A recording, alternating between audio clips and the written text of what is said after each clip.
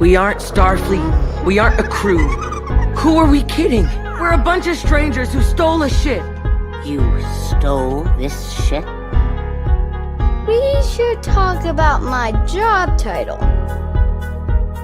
Close, but not quite. You can't let failure tear your crew apart. Hello and good evening. It is Thursday, January 20th, 2022, and we just finished watching the 8th episode of Star Trek Prodigy's first season, Time Amok. But we're just getting started here on Live Long and Podcast. I'm Dave Mader, coming at you with Star Trek TV and movie reviews and more. Who knows what else? We got a great panel who I'm in cat boots with here tonight to talk about all this. We got Jessica Chan. How are you doing tonight, Jessica? Good. How are you?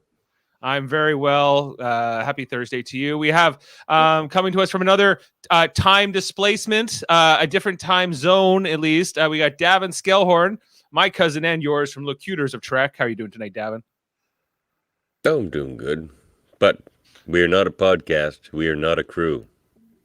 Oh, well, come on. We just got to work together. Well, we'll see how it goes. You know, like, okay, who's the fox? Who's going to be the grain? And who's going to be the hen in this? And we got to get across the river in the rowboat. Right now, I'm the grain. I was going to say the same. Sack of inanimate grain. That sounds like about right now. I don't have enough energy to be that chicken, man. I'm looking for my trip quote here. Where was it? Yeah, here we go. We took a ride in a rowboat. That's right, Trip. So how do you solve the fox problem, Dave? I know I've had that riddle put in front of me at some point in my life, and they were explaining like you can only take one across at a time, but you can bring more than one back at a time. So I think taking the fox first was the right thing, or is that when the chicken eat the grain while you were on the other side? Oh yeah. Did you leave Davan. I think you can take more than one over, but you can only bring one back or something. Couldn't you take the chicken? No, you take the. Yeah, you take the chicken because the fox isn't going to eat the grain. Yeah. Or do you have to count for them running away? Does that matter? You have to account for Jacob Pog. He'll eat all the grain. Eating the grain. And he might threaten to eat the fox too. So lots to break down in this episode. I really enjoyed this from just like it being kind of an odd Star Trek episode, kind of like in this case a wibbly wobbly time problem, if you will. But there's also kind of the bigger arc here, which they kind of emailed Dreadnought to the protostar and into a 3D printer. They might want to consider their antivirus software. But what I thought was maybe one of the most intriguing things in this episode was when that Diviner 3D print shows up, or not Diviner, Dreadnought shows up. He's able to delete the Janeway hologram using Chakotay's authorization code. And there's got to be something to that, right? Yeah. So well, we know he was there before. Mm-hmm. But those are like privileged codes, right? And he used Chakotay's voice too, right? I don't know if it was Chakotay's voice, but it was Chakotay's, like, presumably his authorization codes. Yeah. And she confronts Dreadnought. He was like, well, she's like, you're the one who attacked the ship, and you're the one who deleted my program and erased my memory. He's like, yeah, kind of, not really. But I'm surprised you remember anything, he says to her. So there's kind of like same thing happened again later. They never erase her memory banks, or at least not entirely. That's how Rok-Tahk created her again. Rok-Tahk, yeah, said, "Oh, you were in like sort of like the redundant memory or something, so you were never really." I think that was the time thing because it was deleted in a faster timeline, and it just hadn't gotten to that point in Rok-Tahk's time yet. But then I guess that doesn't make sense because the message showed up first. So yeah, no, I think it was there was some other explanation. I might be able to look it up here. They're still putting the whole synopsis into the internet. This is a complicated kids show. It is in some ways it's a very like, oh well, we're just doing kind of a simple thing here, and in this case they start off with this whole like fox and oh sorry, where's my screen here? Sure. bring that in. We start off with this whole like, how do we get the fox and the grain and the chicken across the river? But this is kind of like where Del has a bit of like a meltdown here because and Janeway's log to start the episode off kind of alludes to this, that they're not feeling too good about themselves. The first contact in last week's episode went badly. She tore a strip off them and kind of walked away. And Del's like, like we can't even figure out how to get a chicken across the water. We're not a crew. We're not cadets. He kind of just we kind of thought that Janeway kind of already knew this, that they weren't really cadets, but I guess she didn't. She was kind of taking them at their word, I guess, right? Yeah. Or was she? I guess we never really got. She just kind of went, well, no, and she did seem surprised. She didn't seem like completely surprised by it, or she was surprised by it, but she didn't. I don't know. Like we had thought, well, there's no way she's this dumb to think that these guys are, but maybe she is. I don't know. And no way. Janeway's a very smart hologram. Maybe she's got like some fractal problems in her programming though. She can't even remember a lot of her life. Or maybe she just was like, man, the quality of the recruits at Starfleet have gone really downhill. Like, holy crap. Yeah. And younger. Yes, younger, much younger. And the other thing they kind of set up too in this episode is, Gwen at the very beginning kind of refers to Rok-Tahk as the security officer, right? And Rok-Tahk's like, I don't want to be the security officer. You kind of have pigeonholed me into this role. Because I'm the big, strong alien of the group, right? But that's not really what Rok-Tahk is interested in, or what her calling is, if you will. And by the end of this episode, she will find her calling, and because she'll be in the slowest of these timelines that gets broken up here. Jessica, what did you think of Rok-Tahk's development in this episode? Oh, she's so sweet. It hurt a little, like I got kind of the point of it, but she was already pretty lonely before. And then to make her sit by herself for God knows how long, still eating her sad gruel day after day, which just seems so sad. I just wanted to give her a hug, poor thing. But yeah, she's a very sad character. Davan, what do you think of Rok-Tahk? It was one of the better parts of the episode. I thought I liked the episode, but I liked her development there, and like it seemed like maybe years that she was there. Like she was there a long time. Like too long. I got the impression it was like at least a year. Yeah, she said she had tried to bring Janeway back 279 times. Yeah. And she had to learn like the ship's math engineering and math and quantum mechanics and stuff. Like that would take a long time. And now she's an expert. So and so is Rok-Tahk like now maybe the de facto science officer? That's what I gathered.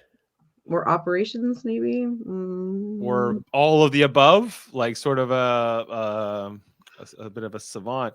So we're gonna see like she knows like engineering now, computer programming. She knows a bunch of science, a bunch of math, and she knows how to build a warp engine or whatever she had to do here at the very end of it.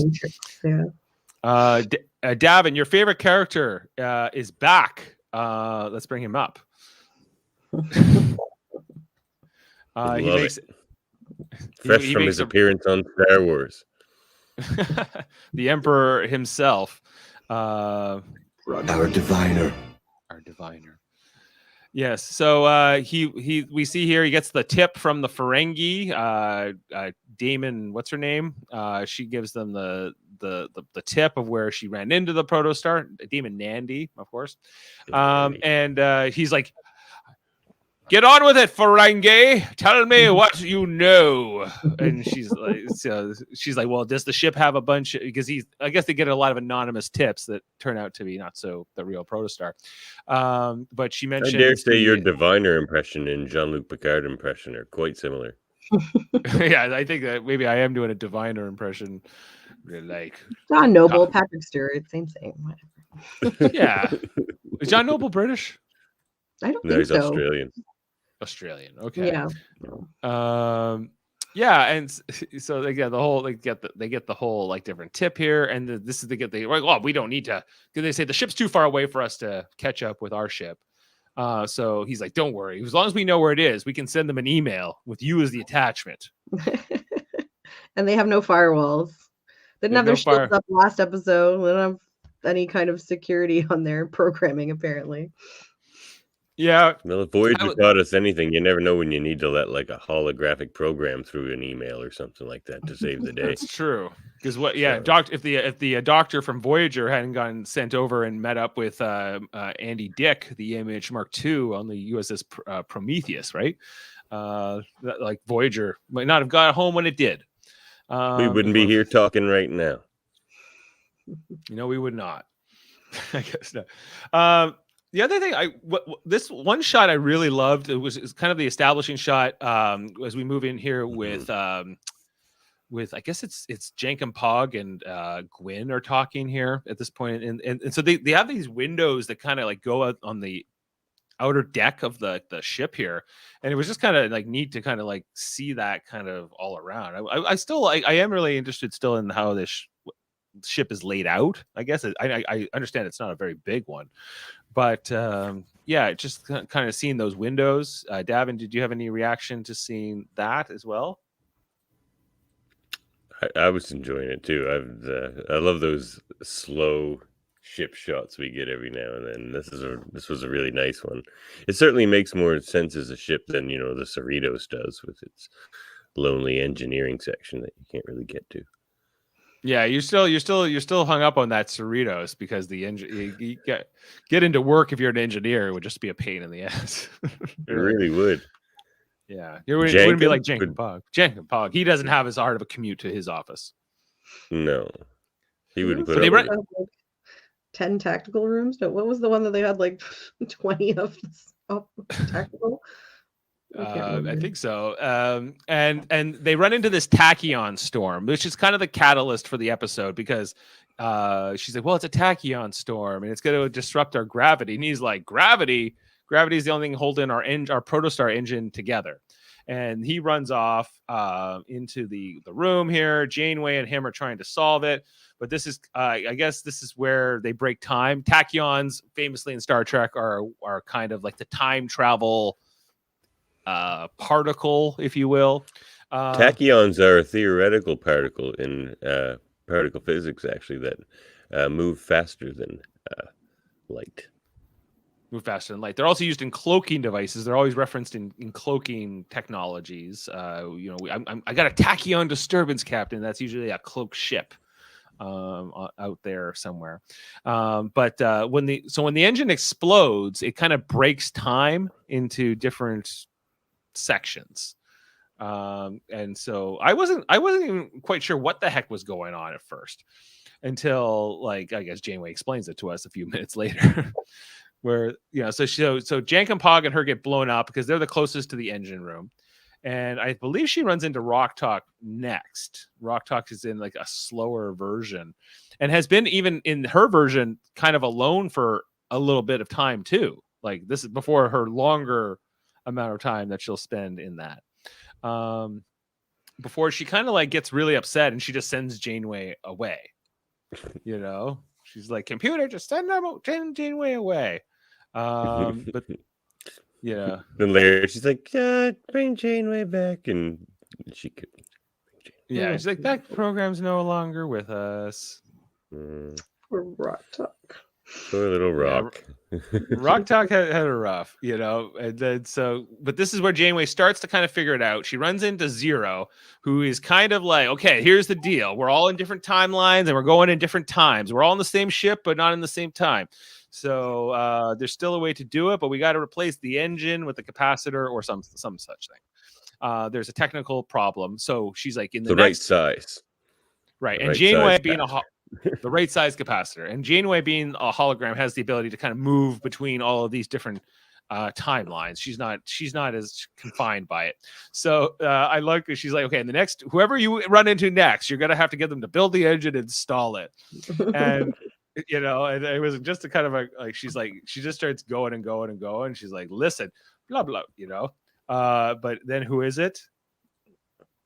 Murph.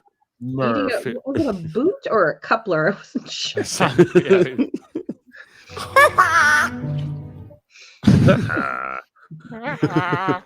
And she's like, "Oh no, this is not the one I needed to get." At least that was one of the faster timelines. No, wait. Yeah. Oh, that was the slower one. Never mind. No, because it was alternating, right? Yes. Yeah, Yes. yeah, that was the slower one. So how long was Murph in this time in this one? I wonder if he even noticed. Yeah, Murph wouldn't. He was the just second fastest one, was he? No, that was he being the second He's second slowest. slow. Yeah. second slowest next to Rok-Tahk. Yeah. Right. But not to fret. She runs into Dal in the next switch over. He's, feeling sorry for himself, playing video games all the time. And she's like, well, come on, we got to do things. He's like, I can't. Kind of has like this, just feels sorry for himself. He doesn't want, he's not motivated. He's not feeling too good. And he keeps doubting himself. And Janeway's like, listen, you got to overcome here. She's kind of been telling them the whole episode, you have everything you need. You have everything to solve this problem. You just have to work together. She kind You of got a explains. fox, you got grain, you got a chicken. What else do you need? A boat. Oh, you need a boat. That's true. Yeah. The Prodigy. The Prodigy. My progeny. So I think he gets most of this together, right? But it's kind of it's unfinished. It has to be sort of taken on by Gwen, I guess, is who has to carry on this next stage of it, because they kind of notice the 3D print and everything else. This is where, we definitely get Dreadnought kind of emerges in that time in Gwen's version or in her loop, and he comes out, I guess, just with a different finish. I think that's just a name she gave herself. Was that? I think that's just a name she gave herself, this Gwyn thing, because nobody else calls her that. Dreadnought even calls her the Progeny. He's like, like, oh, hello, yeah. Progeny. Hello, Progeny. You are our diviner's greatest mistake, he says to her at one point, right? Because he's not, even though he helped create her, as we saw in the flashback. He has got no love for the Progeny, also known as Gwyn. He deletes the Janeway program, and then they kind of Gwyn gets the most action in terms of fighting most of the time, but they kind of launch him out into space ultimately here, and that's kind of how they dispatch him. Why wouldn't they? Why wouldn't? Sorry, Gwyn's the security officer. She's closer to one, yeah, I'd say. Communications and security. But can't they just send? Why can't the Diviner just send another Dreadnought and another? But Firewall. I'm hoping that they just fix that security breach or whatever. Yeah, they might want to work on that. Yeah. So I mean, the EMH is definitely going to show up on this show, right? Come on. Who? The EMH. Come on. Oh, the doctor? It's the easiest one to slide in here. You got to save some stuff for another seasons, though. I mean, I want to know what happened to Chakotay. Is he dead? Yeah, maybe he was Dreadnought. No, they're both on the ship at the same time. Yeah. So Gwen had to build the thing that Dal built wasn't there anymore. She had to rebuild it, but based on, I guess, where he found all the parts and stuff, because it looked pretty much the same. Is that right? Yes. Yeah, that's right, because he couldn't build it exactly, and then and so what happens here is it ultimately it's going to be up to Rok-Tahk. Gwen has to kind of pass the torch on to Rok-Tahk, and so there's this video that's left. I don't know where that comes in here. It comes near there's a. Here it is. Yeah, it's after actually Rok-Tahk has been in this sort of her own timeline for a while. It seems like we see here that she's on the holodeck. She's eating her bowls and bowls of gruel. She's even got a little bit of a stuffed Murph. She's a stuffed Murph to replace the real Murph. And this is where everyone sleeps. They just have one big Yep. communal bunk room. Yeah, I think everyone's the bunk room except for Dal because he's a jerk. to Gwen. No, Dal was in there. They pointed to his bed. But That's he what I was also wondering. sleeps in the captain's quarters. Did she set those up as like kind of like, is that what their bedrooms look like, or did she kind of put all their things in one spot just to kind of represent? I hadn't thought of all that. I never thought of that either. Jeez, I think you're onto something. Maybe that's like she just put all their stuff there to be like, oh, like they're still here with me. At least she still had use of the holodeck during all of this time, so she could make a companion, right? And then she gets the message she ultimately gets from Gwen, where Gwen kind of says, "I believe in you. You can do this. You know, this is how you're going to have to do it." And that was a really good moment between these two, who have had some back and forth over the season as they've been kind of establishing these two. What did you guys think of? We'll go to Jessica first. What did you think of Gwen's pep talk? Yeah, it was nice. It was really sweet. I think those two definitely have, besides like the most explored relationship next to like Dal and Gwen, I think. So, because Rok-Tahk was kind of the first one to give her a chance and was like kind of expected stuff from her in the beginning. Like, why were you so mean? Why'd you go along with it? Like, you know, she didn't just treat her as evil. She was kind of talking to her like to understand like why she would do that. So it's nice that their relationship continues to evolve, and it's nice that she recognized she was being, you know, unfair to Rok-Tahk to push that on. I mean, like, if you spend any time with Rok-Tahk, you really think she's going to be good at security? She can't like hurt anything. No. She's a little soft for like, not her physically. She's actually quite hard because she's made of rocks. But she's but just because I can relate to this, because being a guy, a bigger, taller guy, you know, people often will sort of, you know, assign certain tasks and rules and things to you that you may say, well, that's not what I want to be. Just because I happen to have these characteristics doesn't mean that's what I want to be. Like. You got sent to the Boulder Mines as well, eh? I got sent to the mines. Yeah. Well, you know, I'm talking more like you got a strong retail. back. Off to the mines with you. I was like, why can't I be a cashier? They're like, no, to the stock room with you. No. You lift boxes. But, you know, that kind of thing. I was like, I got people skills too. Whatever, big guy. Whatever. Get it. Move some boxes. Come on. Yeah. Well, she said. I think Gwen was standing out as the leader here, though. Like, it's not Dal. Yeah, I was kind of wondering if they were implying, because she left a captain's log, and I don't know if that was because she figured that would be the most prominent like log to get attention, or are they kind of hinting at maybe a change in rules here at some point? Because it would make more sense. Well, yeah, because Dal's more immature and not. But he can be a leader at times, and he has his moments, but he's not as mature. I think that's ultimately, you know, Gwen has got a bit more of a she's a bit more grounded, probably more of a natural leader.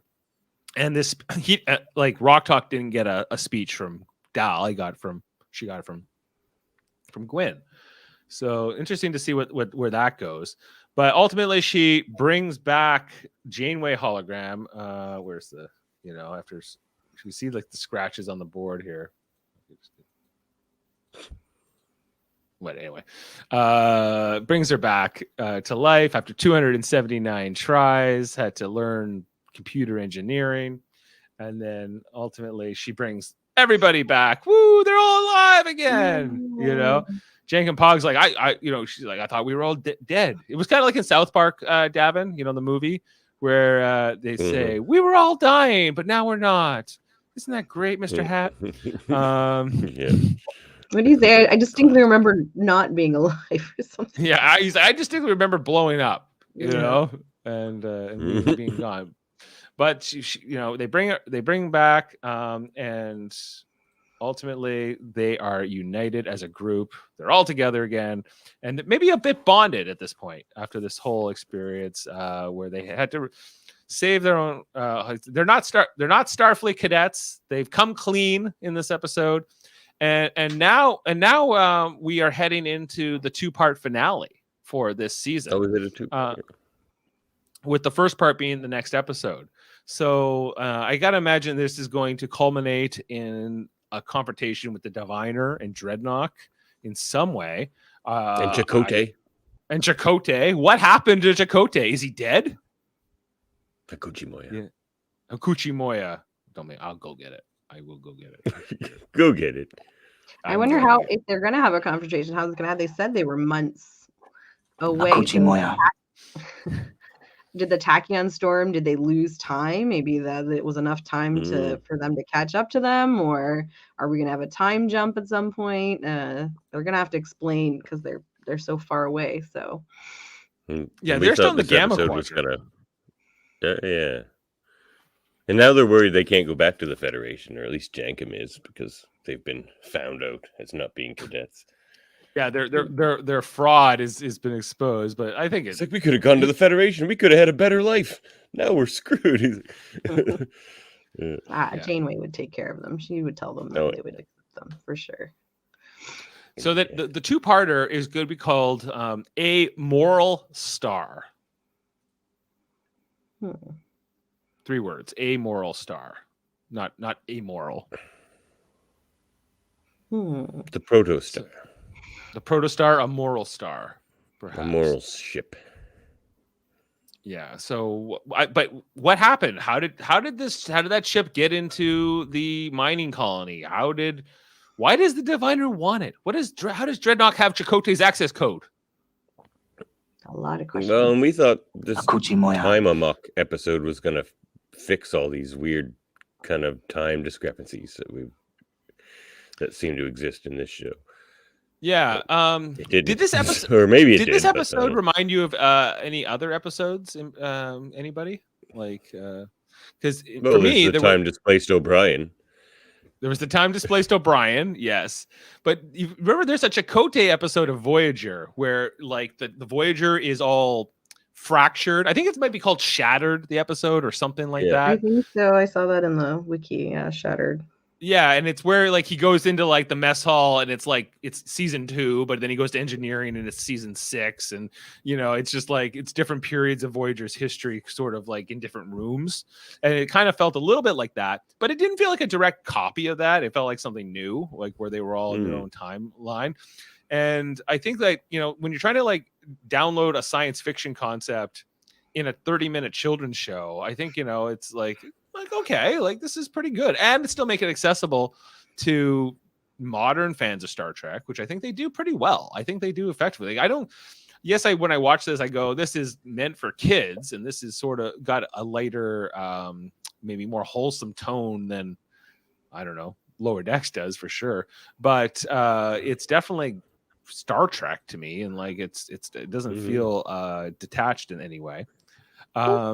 A good way to introduce like the concept of time, because Star Trek does that a lot with like messing with time. So they kind of tried to explain the thing a little bit to the kids and stuff. It was the first time I really ever noticed the shortness of the show with this episode. Not that in a bad way, but more like if you were watching a regular Star Trek episode, you'd expect like that time, like watching Rok-Tahk on her own would have been a lot more drawn out and a lot more like sad, and a lot more scenes of her just like trudging around the ship by herself. So I noticed like it was a really like a compact time frame. They had to work this kind of really complicated, because I figured it was a really Rok-Tahk centric episode in a way, but also everybody in the crew also got their part. So it was impressive storytelling for such a short, even Murph for such a short episode. Yeah, I agree with that.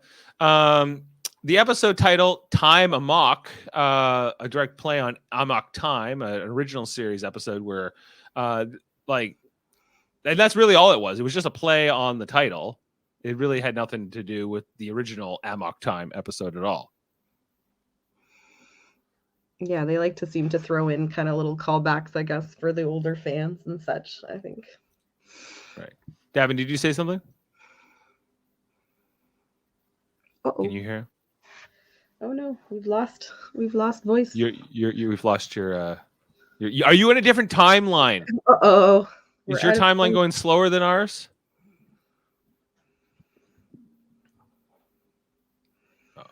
Okay, well, while Davan works that out, I don't know if we have much in terms of trivia, but I'm going to see what we can find out about this episode. I have a piece of trivia if you don't have Oh, one. go. Well, wait. Stumbled on Details by accident, unless you have this one. No, you got all yours. Details I was discovered by curious- Jessica.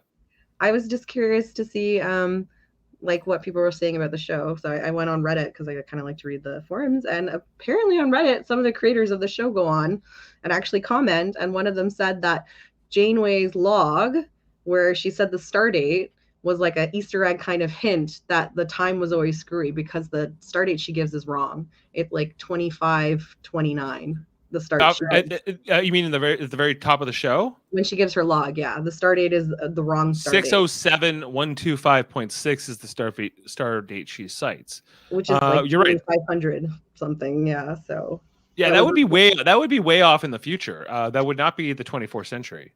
Yeah, so they said that was a hint to you that the time was going to go wonky at some point because she was already confused at that point. So that was their intention anyways. It wasn't supposed to be like, oh, wow, maybe they moved into it. No, it's just that the Tachyon storm was messing with her time perception. Even though she gives that star date way before. And that's what the creators are saying. They're saying yeah, directly. Yeah, that's what the creator said. It was like kind of to a hint to let you know that something funny was going on with the time already at the beginning of the episode. Okay. Yeah, that's right. Star dates are supposed to like all start with 4 if they're in the 24th century. I think 5 if they're in the 25th century, etc. And so if they started with a 6, it would be in the 26th century, which would be 200 years after like the events of Star Trek: The Next Generation and Deep Space Nine and Voyager and all that kind of stuff. Yeah. But is it possible that that is the correct star date? No, they said it was just to let you know the Tachyon storm was coming. I feel like Jeff made her from now. the writer's mouth. So yeah, no, not a hint or anything. Okay. So I think I'm back. You're back. Dang. I feel like he put that on Reddit just to be like, we're not idiots. We know what the start is. Right. Because this is supposed to be taking place in 2383, which is only 4 years after Voyager, 4 or 5 years after Voyager returned home. Oh, yeah.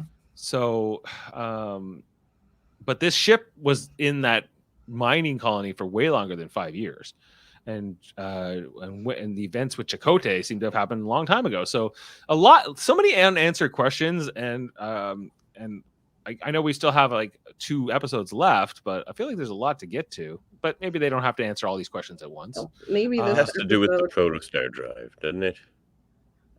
It has to, but then maybe this episode was kind of a soft kind of explanation for time variances, because there has to be, right? Like there has to be. Before they get more deeper than here in the 2-parter. They're like, here's time and how it works a little bit, kids. Now we're about to get deep with the time travel stuff.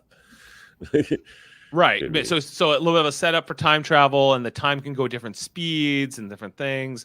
We also know that the protostar drive is faster than anything should be. Like even like Jank and Pog says, there's no way a ship could cross that distance. Like even with a super fast warp drive, it doesn't make sense. But they did. So maybe there's something to the protostar drive that is very unique and different. They pulled a Superman. They just went around this Earth really fast until they went back in time. You can do it in a bird of prey. You can do it on the protostar.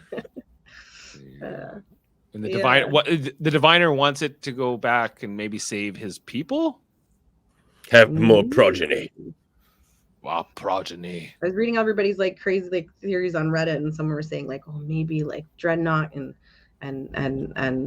the diviner were part of the original protostar crew, and then they split at some point, and there was like a thing, and I was like, wow, you guys are really elaborate with these theories. What if? Okay, here's my theory. What if Dreadnought is Chakotay? Like a splintered version, an AI version, like Jaemeel, but inputted into a robot body. Because they never really explain what Dreadnought is, and the fact that he can be emailed means that he is kind of like a program, right? Right. He's an android, presumably, of some kind. A droid. He's kind of like a General Grievous, and he's lore. So is he like partly, like, is he all, like, or is he part of him actually not human, but like flesh, or is he all? No, because they 3D printed him. They 3D Yeah. printed him, so he's not organic. But could his No. I don't know. Well, The fact that he had physical form could Chakotay's be- authorization code makes me I think is a big hint towards something here.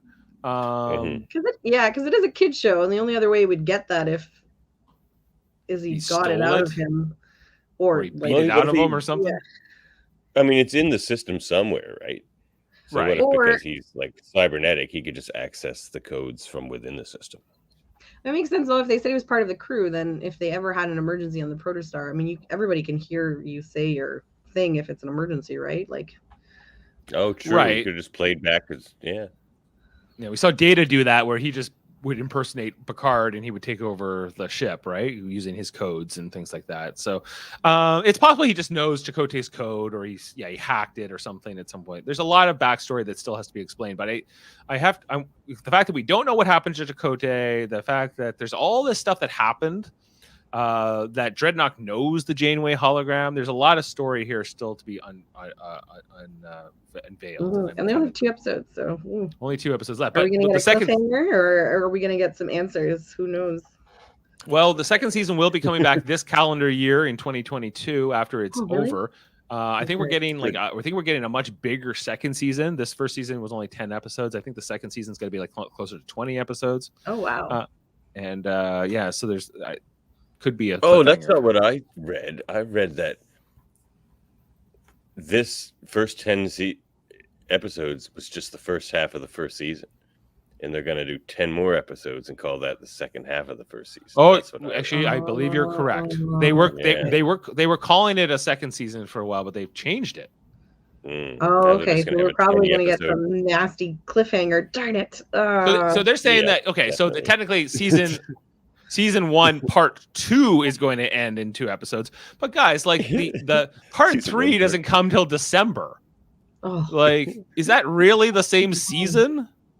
Yeah, but that's kind of Yep. how animation works. Usually, if you watch any other show, it's either a really short season or they split like half. I remember that's how Adventure Time used to do it, and all the other ones, I guess, because it takes so long to produce an animated show. So And that's fine, but why call it season 1? And like, that's the part I'm maybe it's the confused arc. Because they want a proper 20 episode Star Trek season, like a classic Star Trek. For all those DVDs that no one buys anymore. with. Right, because it says it's going to release on December 31st, 2022, the very end of this year. So I know, I'm like, guys, let's just call it season 2. But all right, but that's what they're going to do. I'm whatever. I like this show. I will check it out when it comes back. All right. Well, I don't think we have much more in terms of trivia. But thank you for telling us what the Reddit people are saying. Oh yeah, that was Jessica. interesting. I was like, oh wow, one of the writers is like there, right in Reddit, like kind of. A Reddit reporter, Jessica Chan. Yeah. What can I say? I love reading the comment section. So.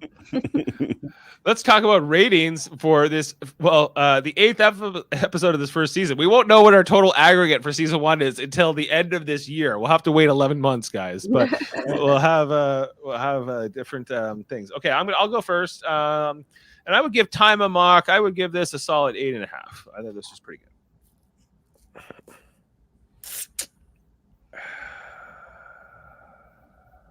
I like this one. Yeah. What did I give the last one? 9.5. 9.3? Oh, 9.5. 9.5. Yeah, I'm gonna give this one a 9. I liked it. Yeah. And Jessica? I'll go with 8.5. Not because I don't know. It was only the one episode that made me want a longer episode. I don't know. That's not really a bad criticism, but I just kind of wanted a little bit more of this episode. I wished it was longer. So They left you wanting more. You know? Yeah. So, which is not Yeah. bad, but I also kind of felt like I don't know. It felt short. I wanted. A little give bit- us that 1.5. Give it back. Yeah. Okay, so thanks. So tonight our aggregate is 8.7. So this is pretty good. And just to look at the credits, it's got an 8.3 on IMDb right now with only about 32 votes so far. So it's pretty early. This episode directed by Olga Ulanova, who had also co-directed Terra Firma, as well as Sung Shin, who had co-directed last week's episode, and was written by Nick. Right? I was gonna say she creates solid 9s. I gave both of her episodes a 9. Oh, A solid 9 writer there. Yeah, the writer is Nikhil S. Jayaram. Jayaram? Oh wait. I meant director. My bad. Yeah, that was the director. But animation directing is, from what I understand, when you're like a director of an animated show, it's different than being a director of like a live action show. It's more about directing artists and how to animate things versus like, I guess, when you direct acting, like live action, I think there's, you have to be more manage lenses and different things like that.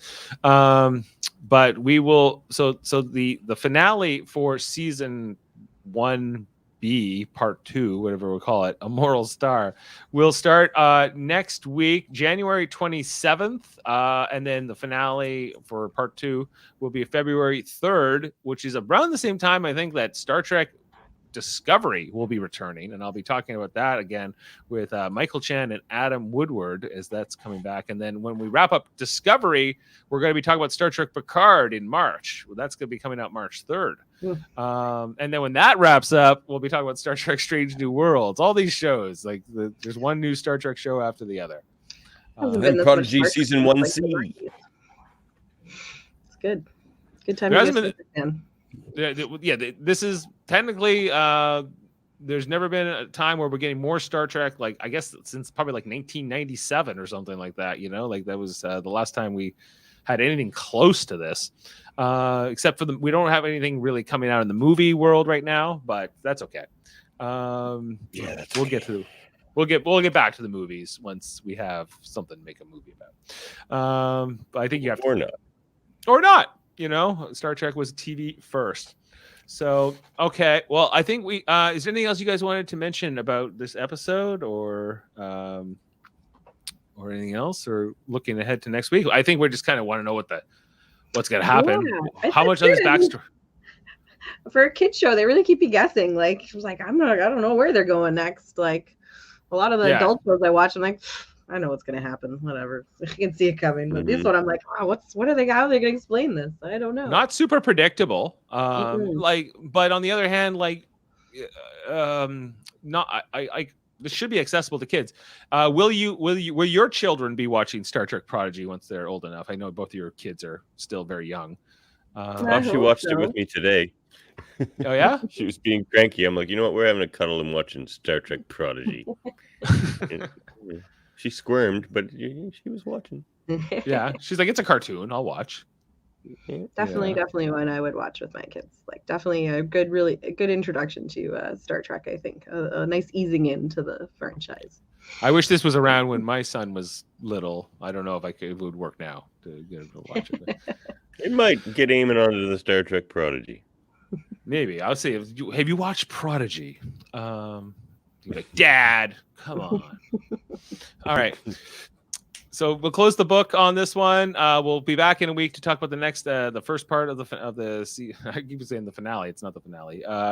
The finale of part 2, 1B, before we get to 1C. And I'm looking forward to that. D, or are we gonna get all 10 at once? We're gonna get. It's gonna no bloody A, B, C, or D. Says Scotty. Scotty. That's true. I know. No bloody A, B, C, or D. All right. And also check out our other podcasts here on Live Long and Podcast. I mentioned that we have all the new ones coming up, but also on Monday nights, we have an ongoing podcast for Star Trek Enterprise. We're talking about all of those episodes in order. We're just getting the ship off the ground into deep space. It's been a long road. Check that out every Monday night. We talk about the next episode of Star Trek Enterprise with Jody Simpson, Adam Woodward, and Kevin Millard. Also, we have Star Trek Deep Space Nine at 9 every Tuesday night. We talk about the next episode. We are now just starting season 5, doing that with Davan, doing that with Jaemeel Robinson, Kevin and Ashley Millard, and the best is yet to come. The best is yet to come, and babe, won't it be fine? That's right, Cisco. So check that out every Tuesday night, Tuesdays night at 9ish. And also Star Trek Radio Theater, our ongoing series of podcasts where we reenact these shows. Star Trek First Contact we recorded on December 19th, I guess it was, just this past month. Or last year. I the edited version. I know I've been promising it for a while now. It is coming out. I am almost done it. It is going to. You guys, I think, at least the people who are in it are going to like it. And that's gonna. We be, recorded. We recorded. Here. Davan played Zephyr Cochrane. Jessica Chan played the Borg Queen.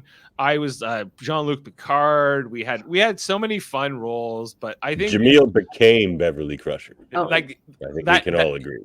His Beverly Crusher rivals my own Beverly Crusher, I would say. It's a very different take, but he's like, you guys are gonna have a crush off. A crush off. Yeah, we should have a crush off. Oh man, what if there was like a Crusher version of that like Data episode where it was like multiple people, then you guys could just a fistful of crushers, we'll call it. Fistful of crushers, yeah. Anyway, so that will be coming out probably by Saturday at the latest. I will have that out, but I just have to put the backgrounds into a few more scenes, and then that's gonna be out, and then I'll start planning the next one. Which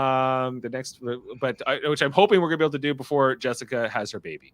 What are you leaning towards? I don't like. They got so many good ideas, but I think probably a next gen episode is probably where I want to go. I think the ones that are silly are the ones I always want to go back to, versus something that's like really actiony or whatever. Like that stuff doesn't translate as well into the radio theater. I find somebody punched somebody. But I am like a Frenchman. I am a Frenchman. A courtroom drama might do well, something like that. So a lot coming up in Live Long and Podcast 2022. We also have Super Mater Brothers podcasting, a channel where we talk about stuff that's not related to Star Trek TV and movies, Marvel. We just did Hawkeye a couple of weeks ago. We're going to be talking about Doctor Strange and the Multiverse of Madness when that comes out in the not too distant future. There's going to be Moon Knight coming up in March. Lots of different Marvel podcasts. We have Big Brother Celebrity 3 starting February. We talk about that with Jaemeel Robinson, as well as Big Brother Canada 10, I guess it will be, starting up in this March as well. So all kinds of different TV and movies. We also have Trivial Debates, our monthly show where we talk about, we argue about movies, TV, sports in a game show format. Davan Skelhorn will be hosting our February. It's our January episode, but it's going to be on February 6th, so we can get Chris in. And Chris will be competing. I'll be competing because I got to take down Chris. And Adam Woodward's coming along too. Someone needs to take down Adam as well. But who's doing your role?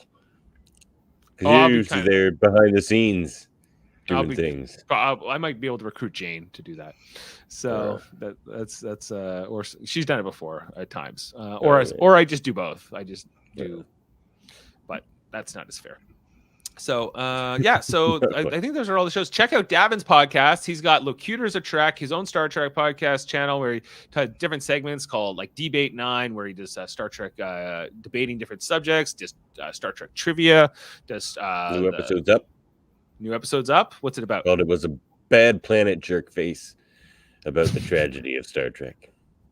The tragedy. Also, check out Davan's X-Men, the animated series rewatch podcast, X-Rated, which is now on Tuesdays. How's that going? It's going good. We got a lot of exciting guests coming up. It's going to be fun. We've got, stay tuned. There's big things happening over at X-Rated. Big things. Are you getting the voice of Rogue? Because she was like your co-host MP? No, not yet. We're working on it.